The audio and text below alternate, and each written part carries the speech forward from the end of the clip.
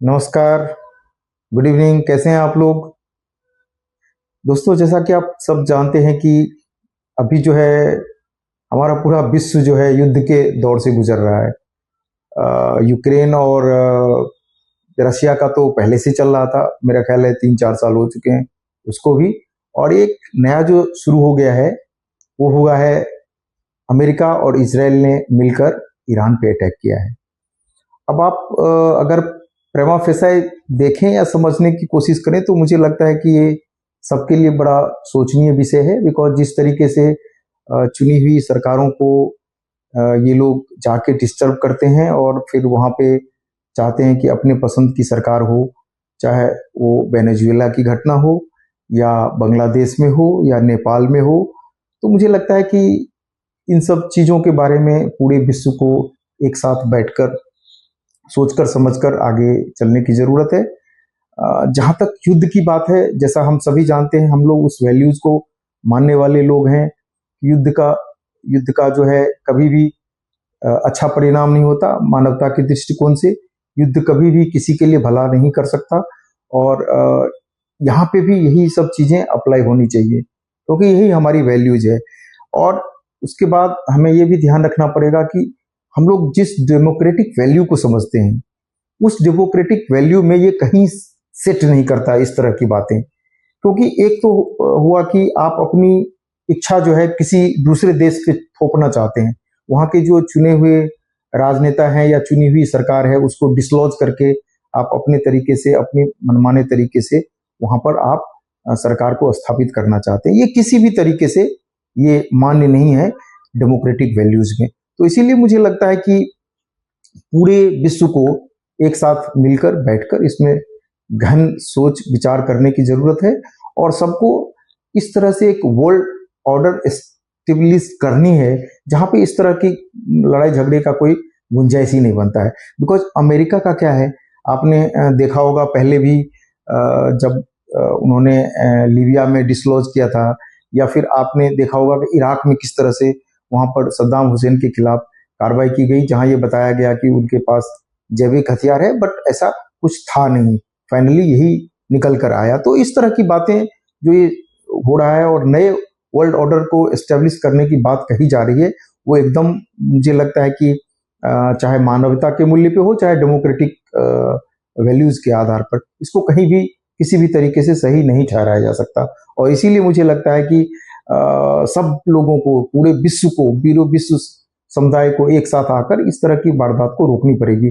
मुझे लगता है कि कहीं ना कहीं यूनाइटेड नेशन भी अब कंप्लीटली असफल रहा है। अगर वो इफेक्टिव होता तो शायद इस तरह की बातें रोकी जा सकती थी। अब रही बात कि इसका जो दूरगामी परिणाम है वो क्या है, तो सबसे पहली बात कि जैसा आप देख रहे हैं कि हमारे देश में जो है बहुत से लोग हैं जो अभी सिलेंडर के लिए परेशान हो रहे हैं। मतलब गैस आपूर्ति में बाधा बाधा आ रही है। हो सकता है कि ये अगर युद्ध लंबा चले तो तेल के सप्लाई में बाधा होगी, तो ऑब्वियसली वो हमारे इकोनॉमी के लिए भी खराब है, इंडस्ट्री के लिए भी खराब है। और ना जाने बाकी जो लोग मर रहे हैं वो तो मर ही रहे हैं। तो आप, और अगर हमारे देश में इस तरह की परेशानी है तो और देशों में भी इस तरह की परेशानी। और सबसे जो अगली, मैं कहूँगा सबसे बुरा मोड़ जो है अब वो ये ले चुका है कि अब एक दूसरे के कुएं में, तेल के कुएं में या गैस के भंडार पे अब हमला हो रहा है। तो ये जो कहती है नेचुरल रिसोर्सेज है, ये खराब हो जाएगा। ये लोगों की जरूरत है, लोगों की जिंदगी से इसका सरोकार है। और इस तरह की बाधाएं अगर उसमें आएंगी तो आप यकीन मानिए ये मानवता के लिए बहुत बड़ा खतरा है। अब जैसा कि आप सभी लोग सुनते होंगे कि स्टेट ऑफ हार्मोज की बात हो रही है, जिसको देखो आजकल ये बात कर रहा है या करने की, समझने की कोशिश कर रहा है। तो मैं आप लोगों को ये भी बता दूं कि स्टेट ऑफ हार्मोज एक छोटा सा पैसेज है जो ईरान और आप समझे, एक तरफ ओमान है, यूएई है, और एक तरफ ईरान है, उसके बीच से छोटा सा जाता है, जिसमें कि तेल सप्लाई जो है वर्ल्ड को, तकरीबन तकरीबन पूरे वर्ल्ड के तेल सप्लाई का 20% हिस्सा इसी भाग से गुजरता है। और चूंकि यहाँ पे खतरा है, यहाँ पे बमबारी हो रही है, यहाँ पे ड्रोन आ रहे हैं, यहाँ पे रॉकेट आ रहे हैं, तो इस तरह से क्या हो रहा है कि वो सारा डिस्टरबेंस हो रहा है। और ये डिस्टरबेंस कहीं ना कहीं किसी न किसी देश में जाके वहाँ की आर्थिक स्थिति को डामाडोल करेगा और मनुष्य के जीवन पर इसका गहरा प्रभाव पड़ेगा, बिकॉज उनका जो लाइफ स्टैंडर्ड है उसमें काफी नुकसान देगा। तो इसीलिए ये जितनी जल्दी हो सके इस पे सोचने समझने की जरूरत है। और इस तरह से अगर वर्ल्ड ऑर्डर एक नए तरीके से एस्टेब्लिश होता रहेगा और हर आदमी अपना एक तरह से इसको कहें कि फॉरेन पॉलिसी डिक्टेट करेगा अपने शर्तों पे, तो ये मानवता के लिए सही नहीं है। इसीलिए हम जैसे जो डेमोक्रेटिक नेशन है सबको एक साथ मिलकर आना पड़ेगा। और यूनाइटेड नेशन जो एकदम से डिफंक्ट हो चुका है उसके जगह पे कोई ऐसा एक इंस्टीट्यूशन भी हमें एस्टेब्लिश करना पड़ेगा जो इन सब समस्याओं से जूझ सके और उसको सेटल करने की, जिसमें टीथ हो, मतलब जिसको पावर हो। मुझे लगता है कि यूनाइटेड नेशन अब सब ये सिर्फ एक तमाशा सा रह गया है, अदरवाइज ये स्थिति यहाँ पे इतनी बुरी होती नहीं।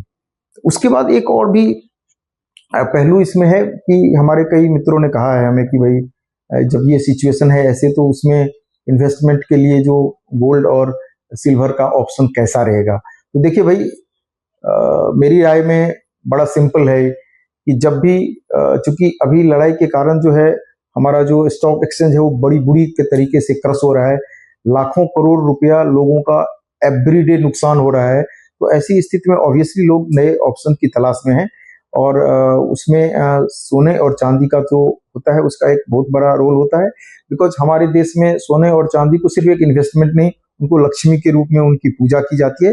तो लेकिन अगर आप बिजनेस के तरीके से उसको देखने की कोशिश करते हो और इन्वेस्टमेंट के ऑप्शन के लिए, तो मुझे लगता है कि आपको थोड़ा सा और अभी संयम रखने की जरूरत है। स्थिति अभी ये वार कितनी दिन और चलेगी कोई नहीं जानता, इसका अंजाम क्या होगा अभी फिलहाल कोई नहीं जानता, क्योंकि जिस तरीके से दोनों तरफ से लोग एक दूसरे पे आरोप प्रत्यारोप और प्रहार और उल्टा प्रहार हो रहा है, तो मुझे अभी ये कहने में कोई गुरेज नहीं।